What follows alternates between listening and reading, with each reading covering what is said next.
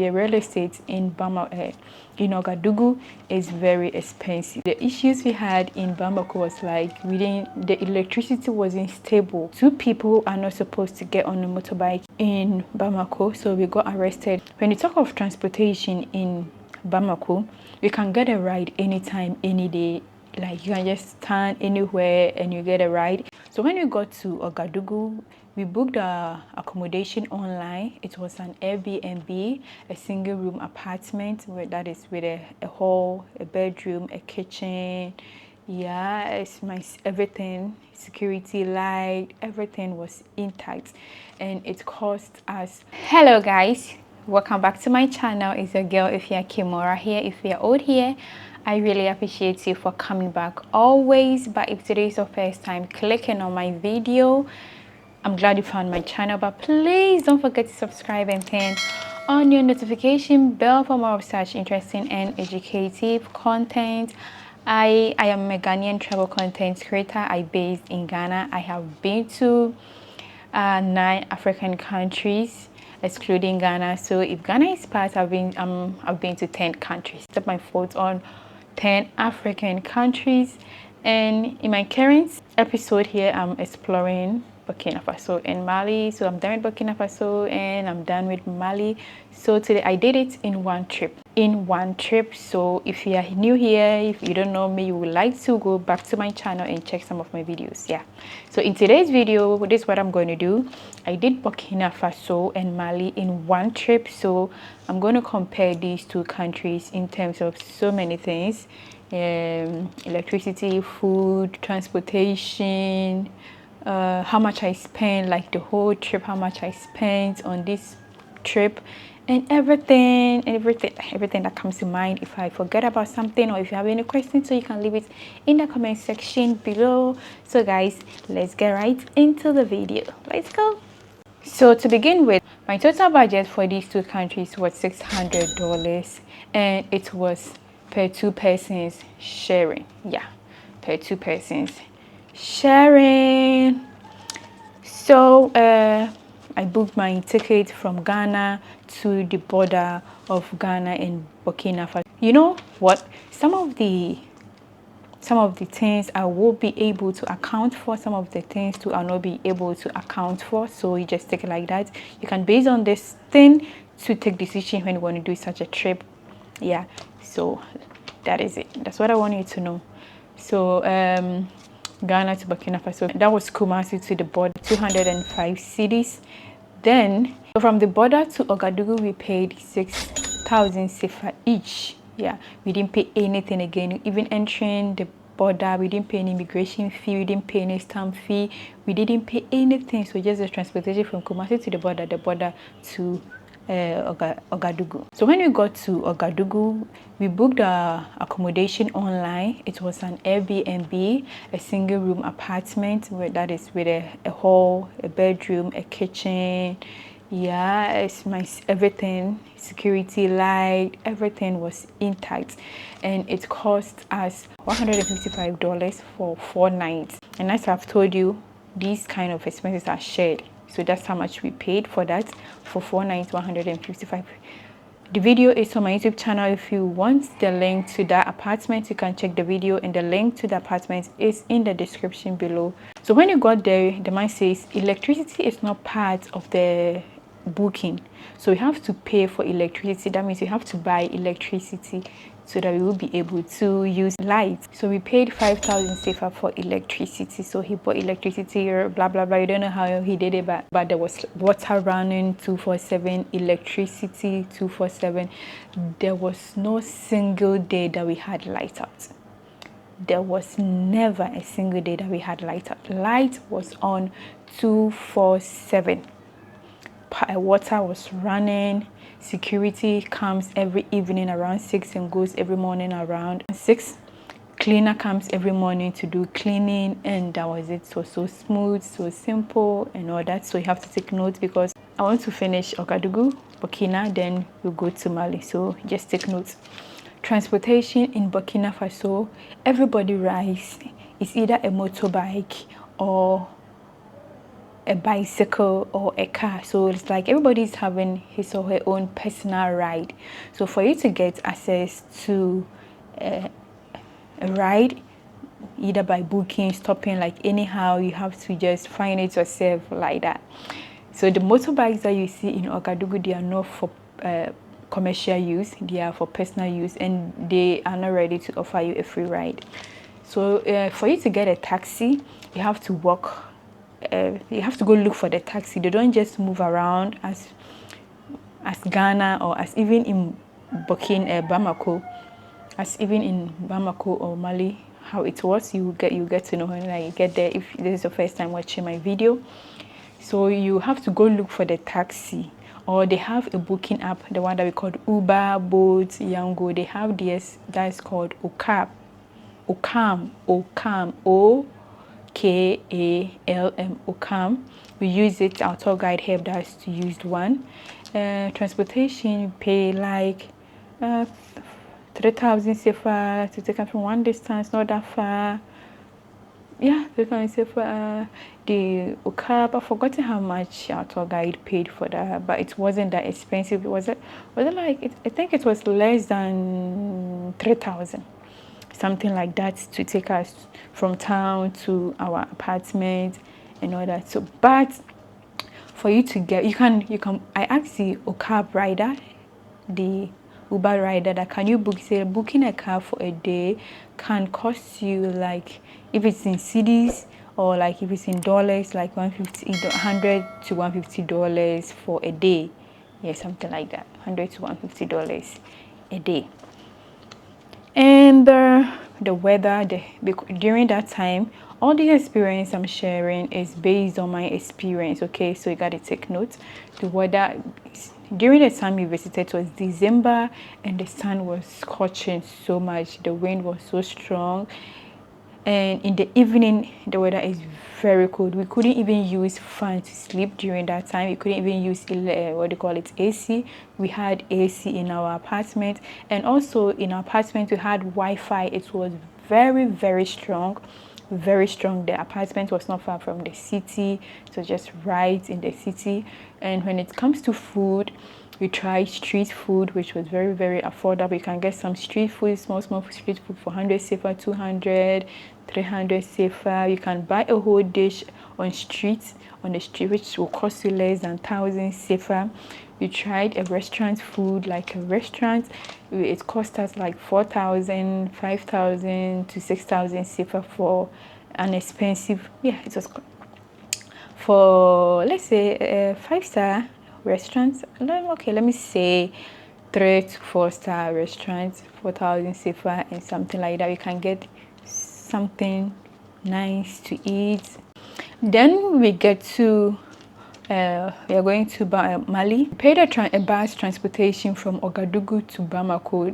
That was 25,000 CFA from Ouagadougou to Bamako. And when we got to the border, we paid 1,000 to exit Burkina, and then we paid 5,000 CFA to enter Mali. When we got to Mali, we got a ride to take us to our apartment. It was at night, around 10 p.m. we got to Mali, and we paid 5,000 CFA from the bus station to our apartment around 10 to 11 p.m. And in our apartment in Bamako, it was 4 nights as well, but it was $121 USD, $121 for 4 nights. It was 2-bedroom apartment with a hall, with a kitchen. Each room is having its own toilet and bath with AC and with fan. Yeah, the water was running, but the only issue we had we had issues in Bamako. The issues we had in Bamako was like the electricity wasn't stable. It goes off almost all the time. You can in a day you can have electricity for like 2 hours, 3 hours. It comes for a few hours and then it goes off for a very long hours. It was so bad because the weather was sunny and cold at night. Yeah, in Bamako too, the wind was blowing. The wind was too strong. It can pull you as a person, so you need face masks, you need something, sunglasses, because dust was all over. Dust was all over. So if you see me in most of my videos, people were like, why are you putting on nose mask? Why are you put? The wind was so strong with a lot of dust. It will be drying your nostrils, your nostrils. Your nostrils. To be drying your nostrils and nostrils. Nostrils and all that. So when I put on the nose mask, it's giving me some heat to just let that thing go, and no light, and it got to a point that we had to buy fuel to fuel the plant so that we can get electricity. Always power outbreak. Always you have to use a generator. Now you have to go buy fuel, then you use the plant. Can you hear it? Can you hear the plant? The power is not stable here.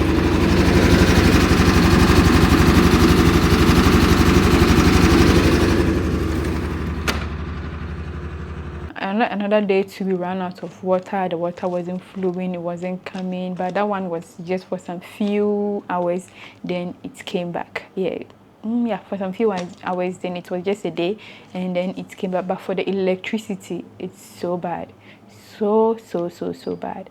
From where we were to the city center, that's why I think our apartment was quite affordable, because when searching for apartments in Burkina Faso, I really got Ouagadougou apartments so quick, because apartments there were affordable, and I was thinking I'll get a cheaper apartment in Bamako. I waited, and later I got the one I was expecting in Mali, everything in the city center. They were all booked, and the others were so high, so I had to go somewhere a little bit away from the city, but it wasn't too much away. It was just 20 minutes drive from the city. When you talk of transportation in Bamako, you can get a ride anytime, any day. Like, you can just stand anywhere and you get a ride. They just move like that. They have this thing, the small buses, the mini buses that takes people for a short distance rides in the city center. But in Bamako, you not get a mini bus that runs that short distance from one, like maybe 2 kilometers away, 3 kilometers, 4 kilometers, 5. You know, get some. The buses that they have in Ouagadougou, they go far away from the city. That's what I saw, but they don't run within the city. But in Mali, the buses, they run within the city from one place to the other. You can just pick and then get down at any time. The motorbikes too were working commercially, picking people. They will just come and ask you, where are you going? Like, you see that thing. But in Ouagadougou, no. The riders, they are personalized. The bikes, they are personalized. They are not using it for commercial or anything, and it's very difficult. Someone said in the comment section that in Ouagadougou, when you take taxi, they say you are poor. Yeah, I saw that. Everybody uses a bike. Everybody rides. Everybody's having a bike. So it's kind of difficult for you to get a ride. So if you don't have a ride and you're going to get a taxi, that means you're poor. That's why you don't have a ride.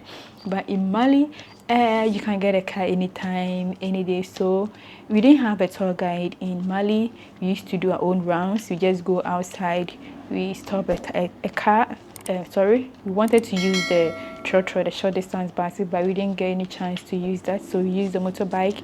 We booked the motorbike to take us around in Bamako for the day, not for the day, but as to when we will finish our tour for that day, and we paid 10,000 CFA for that.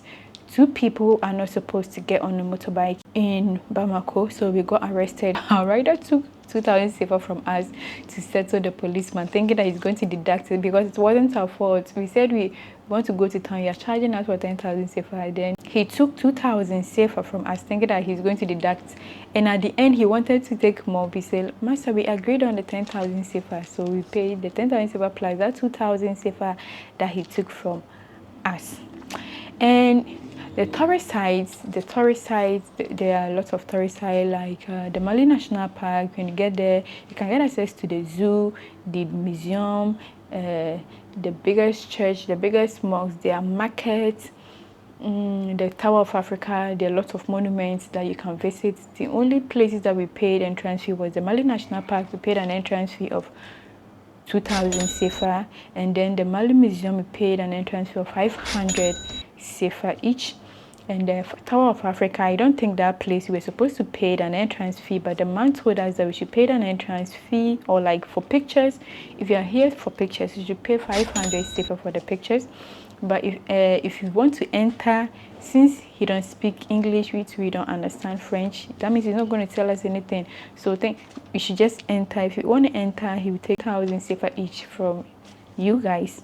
Yeah, so we didn't do that. We just took the pictures and we paid 500. My friend was like, he's not going to take any pictures, so I paid the 500 sefa to take the pictures. I forgot to mention of the tourist sites in Ouagadougou. We visited places like Thomas Sankara Memorial Park. That site is free. You're not to pay anything, but after you can donate. Donation is not by force, so you donate something to support the memorial park. They are building a very big memorial park. You just donate, and the money that they donate is it's in a very big box, open. Everybody can, when you get there, you can see how like the money, you can see dollars, pounds, and francs CFA. Everything inside is in a glass form. You can see that. So you just donate to them, just like that. And Burkina Faso Museum, we paid an entrance fee of 2,000 sefa for foreigners. Yeah, for the Mali, they didn't ask us that because there were lots of people. Anybody was paying. So when we got there, the woman said 2,000 sefa, and then we paid. Everybody was paying the 2,000 sefa. It wasn't specific that these people are supposed to pay this, so I don't know if they are going to ask you that you're a foreigner or something like that. But in Ouagadougou, Burkina Faso Museum, we pay 2,000 sefa each to access the museum. It's a very nice museum that I will recommend to you that anytime you want to do such a trip, don't leave this museum out. And also we visited one forest reserve. I don't know the name up to now. I don't know the name. It's not a forest reserve in the city. You can just go for a walk. And some tourist sites, the biggest cathedral, the biggest mosques, some monuments in the city. There are a place like Independence Square. Most of the places were free. The only place that we paid was the museum and that park and the forest reserve. Also the food we didn't really do street food in Bamako, but I remember we bought some street food and it was just 100 sefa. It was a buffalo or something like that for 100 sefa, and we prepared our own food. We spent like $6 to prepare a food which gave us 2 plates of rice each, so we would say 4 plates of rice for $6. Yeah, because we were 2 that shared that food and we ate it for 2 days, so we say 4 plates of rice. Yeah, and it was quite affordable. We tried watermelon, which cost 1,000 sefa. It was very affordable to me. So in these 2 countries, some things weren't that expensive. It was quite normal, affordable. And so these are my experience in these 2 countries. For the lights in Bamako, it's so bad. It's so bad. Also, we tried a restaurant in Bamako which cost like 4,000, 5,000. Same. It's not really a big restaurant. It was like kind of 1-star, 2-star restaurant, and we bought food for 5,000 sefa, 5,500, 4,500 sefa. Yes, and we tried some pastries. It was quite the same prices in Ghana. So in all, as I said, I spent $600 for these 2 countries per 2 persons sharing. So personally, I spent the $600. My other colleagues spent some amount of money, and then we are here. So if there is anything that you would like to know that I didn't mention of, I don't know of businesses in the country. Yeah, I don't know business. I asked my tour guide what he does in Ouagadougou. He says he's a hustler, so he's hustling. So he's a content creator and a hustler as well. He flies drones, and my Airbnb apartment host is into real estate. We talked more into real estate. He says it's very expensive. Yeah, real estate in Ouagadougou is very expensive. That's what he said. So his apartment that he owns, he will buy or he will rent it from the owner, and he will just design the house in a way that he likes it, in a way that it suits him, then he will give it out for rent. So every month he will pay rent to the owner, to the landlord. You get it? So like the house that we went to stay in, he has rented the house and he is renting the house again to other people. So whether in that month people book it or they don't book it, you have to pay rent to the landlord. So that's what he told me. So he will just buy the property from you, or he will just he'll hire the property and he'll be using it for a commercial thing, but he'll be paying the owner. That's what he does. He sells lands and all that. He's a very big real estate man as well. So that is that, and maybe I forgot something, or maybe that's all. And that's that for Burkina Faso and Mali. I'm glad you've watched my videos to the end. I will urge you to continue to follow my channel, continue to support me. Then thank you for watching. Until meet again in my next video. It's your girl EfyaKimora. I love you and bye bye.